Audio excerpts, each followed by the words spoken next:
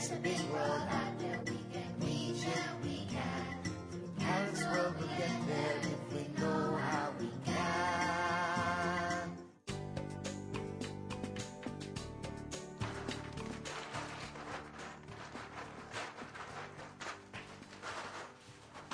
Oy.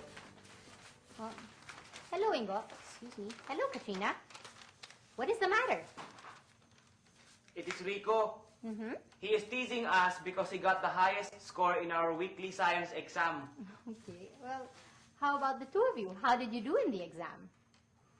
Well, I had a high score, That's good. and Katrina had a high score than I did. Oh. Yes, but Rico had a high score than I did. You mean higher. Higher? That is right, Katrina. You see, an adjective changes to express different degrees of comparison. When Ingo said that he had a high score, he was using the positive degree. I did? When you said that, it was positive and sure that you had the only high score because you did not compare it to anything. But I had a higher score than Ingo. That is right. You were comparing your score to Ingo's score. This time, you are using the comparative degree. Karen, is that why you added ER to high? That is correct. You add ER to the adjective when it is in the comparative degree.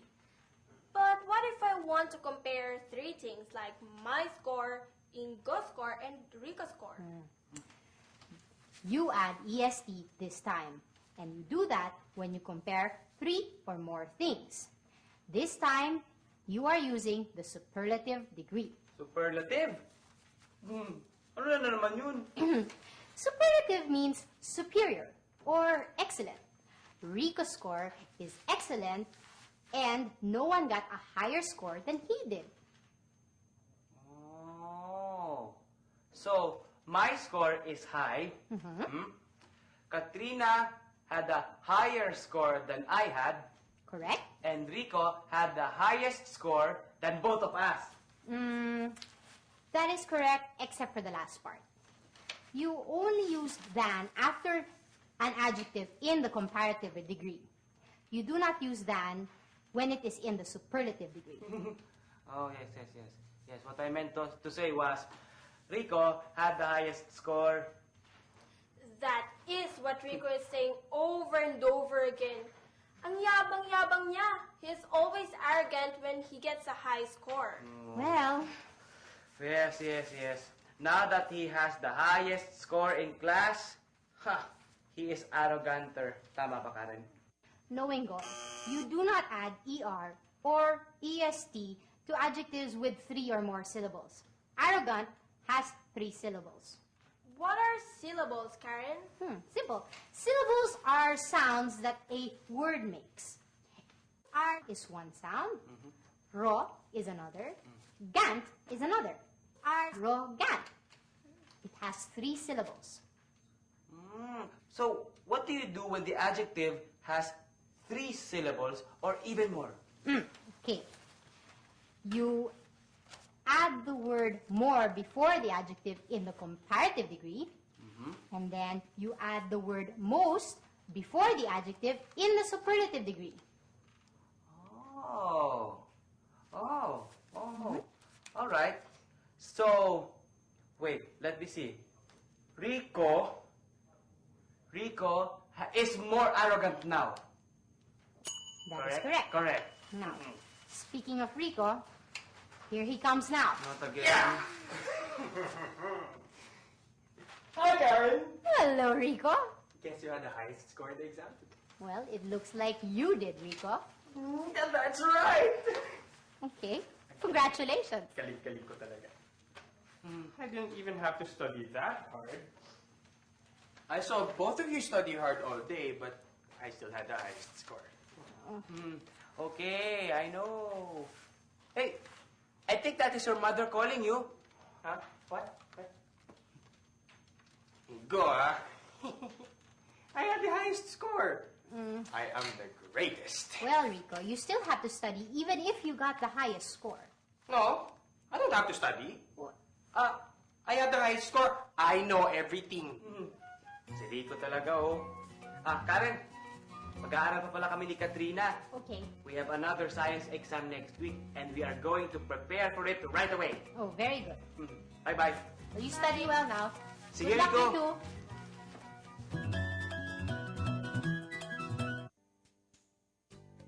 Hello, Aling Perla. My mother asked me to buy some rambutan for my uncle who will go back to the city today. Well, we have a lot of rambutan, Rina. These are priced at 25 pesos per kilo. These are 30 pesos per kilo. And these are 35 pesos per kilo. You can taste them if you want. Thank you.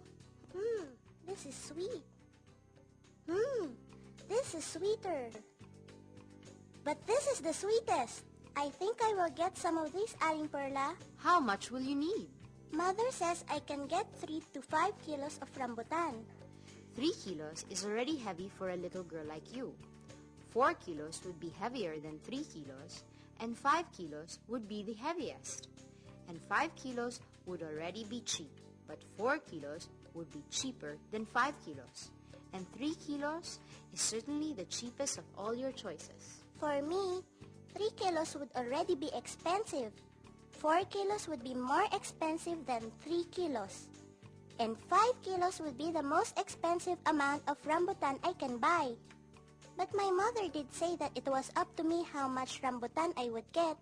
So, I would like to buy 5 kilos, Aling Perla. Besides, it is for my uncle. Your uncle is very lucky to have a niece like you.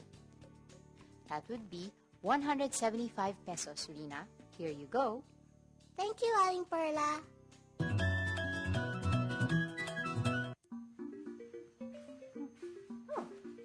Hello, Rico. How did you do in your exam? I failed. I cannot believe it. I failed. What happened? I do not know. Well, you did not study. You did not prepare for the exam. I do not know how to tell this to Mother. She will be very disappointed. Anyway, I have to go now. Oh, Rico. Karen! Karen! Yes, hi. Katrina and I had high scores again. We even scored higher than in the last one. Good. Congratulations, you two. I'm so happy with the result. Well, good. yes, I am happy too. You know what? Katrina is always cheerful. But she is cheerfuler today because of the high score that she got. Mali na naman. Well, cheerful is a two-syllable adjective. Now, there are some two-syllable adjectives that use ER and EST, while some use more and most. For the word cheerful, you use more cheerful or most cheerful. But how am I supposed to know when to use ER and EST or more and most when the adjective has 2 syllables? Well, for adjectives that have suffixes like full, able, us, and less, you use more or most, no matter how many syllables they have. Oh, so that is why it should be more cheerful and not cheerfuler. Cheerful ends with full, a suffix. Oh. But you can also say happier and happiest. Well, I am happier with my test this time because my answers were completer. You mean more complete. Huh? But wait. How come you add ER to the word happy when happy is a word with 2 syllables, just like complete, and complete does not even end with a suffix? Well, there are some two-syllable adjectives that do not end with a suffix that use more and most. That is so confusing, Karen. What is the use of having all those rules when they are not going to be followed all the time? Well, that is how the English language works. The rules are not always exact. That is why it is important, Ingo, to read. The more you read, the more you become familiar with the English language, like how to use comparative and superlative degrees. You mean By reading a lot, I will be able to see how words are used. Exactly. Well, I have been reading and studying. Me too. I did good last time, but we did gooder this time. Well, I think this is my goodest performance in school so far. You mean this is your best performance in school so far? And you mean, Katrina, better, not gooder. But why can we not add ER and EST to good? Well, because good is an irregular adjective. That means the entire adjective changes when you use the comparative and superlative degrees. Ma, that is another one of those adjectives that have their own rules. That is true. That is why you have to keep on reading and learning. And it is working so far. You two did great in your exam. Thank you, Karen. It is all because we were more patient and we studied longer this time. Tama ba yun, Karen? That is right. Ay, by the way, did you happen to see Rico? Yes. He was very disappointed. Did you know that he failed his exam? Really? Di kasi siya nag-aral eh. Well, yes. He thought that he could still top the exam without studying. He was overconfident. Inaasar pa kasi kami ni Katrina noon eh. Dapat mag-aral na lang siya. Well, that will certainly change for now. Oh well, I have to go home now. I cannot wait to tell my mother about the good news. Me too. Thank you. Okay, I'll Bye, see Karen. you. Bye, Katrina. Bye!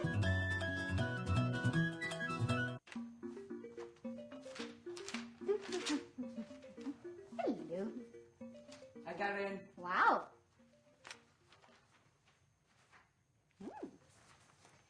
You are studying hard. Well, the exam that Rico thought was difficult. The one he failed was more difficult. And this next one would be the most difficult so far. Wow. That is why if we studied hard for the first exam and we studied harder for the second exam, we would be studying the hardest for this third one. Wow. Ingo, not only are you studying more, you're also using the degrees of comparison well. Thank you. Oh, hi, Rico. Hi. Hey, Rico. What is the matter? Nothing. I was just wondering if I could study with you. Sure. That would be great. You know why? Because that way, we can all help each other out. I'm sorry for teasing you the other day. I thought I was already smart enough to know everything. Well, that is all right. Wala yun. Sus, halika na, aral na tayo. Well, I am going to leave you now. Sige. Have fun studying. Alright. Yes. Hello. We have good news. Tell her, Rico. Okay. We all had high grades today. Very good. That's great. See, that is what happens when you always give your best. Now that we all had high grades, you know what we should do? Yes, we should celebrate. Let's celebrate. No! What? We should start studying for the new lesson.